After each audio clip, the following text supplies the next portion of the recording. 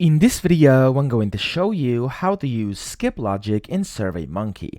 Now, to actually use skip logic in here, you have to go to the design survey section over here inside your survey, and then you have to select a close-ended question, okay? So what this means is a question which actually isn't open-ended, and you can go ahead and basically select one of the options. So here I have a closed-ended question, which is basically a multiple choice question, and I do assume you know how to do this. So of course, whenever you have your question here, hover over it, and to use the skip logic, it's very easy. Click on the logic button, and this is also very easy to understand. So what this is going to do is it's going to give you all the possible responses, and you can select what happens if a participant who's actually trying to complete the survey selects one of these answers. Okay, so for example, I have 4 answers over here. Let's say somebody chooses basketball as the answer. I can select to which page they get directed. Okay, so I can send them to page 1, page 2, to the end of the survey, or I can send them to a disqualification page in case that means that that person does not qualify to actually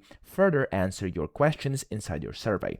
Now, of course, you could do this for every single one of these. As you can see, for every single one of your responses, you can set where you want to send the people whenever they click on the specific answer. Okay, so that's how easy it is to use the skip logic, and then whenever you're ready, just click on the save button, and then your skip logic is going to be applied in here. So that's how you do it. I hope this video helped you out. If it did, please subscribe to the channel and help me out as well.